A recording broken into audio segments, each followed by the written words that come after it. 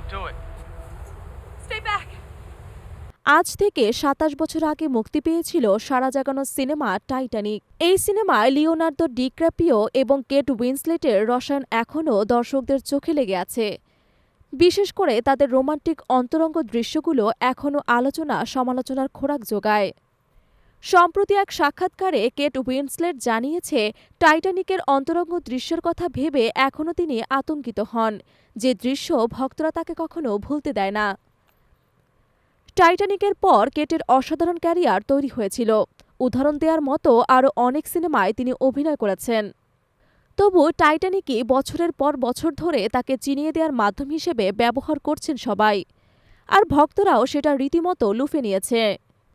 ১৯৯৭ সালের এই ব্লকবাস্টার সিনেমায় রোজ ডেউইড বুকাটার চরিত্রে অভিনয় করা অস্কারজয়ী অভিনেত্রী বলেছেন, তার নগ্ন দৃশ্যটি সিনেমাটি মুক্তির অনেক পরেও ভক্তদের কাছে আকর্ষণ ছিল।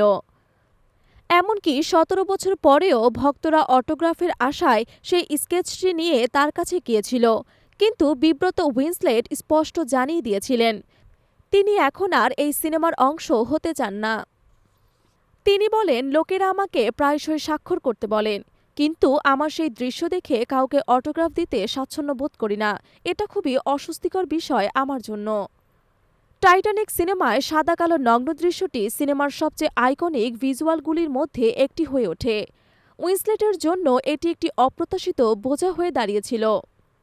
তিনি বলেন, এই একটি যন্ত্রণা থেকে আমি মুক্তি পেতে চাইছিলাম। আমি চাইনি যে এটি এমন একটি দৃশ্য হোক যা ১৭ বছর পরেও দেখতে পাব।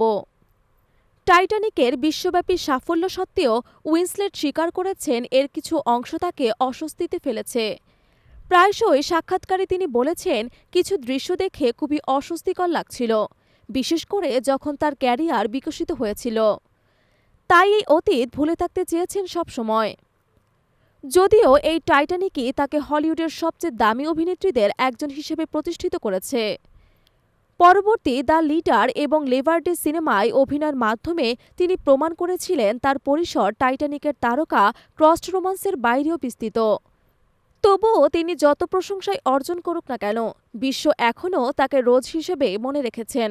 আরও মনে রেখেছেন সেই সোফায় শুয়ে থাকা কাঠকয়লায় অমর হয়ে থাকার দৃশ্যটি।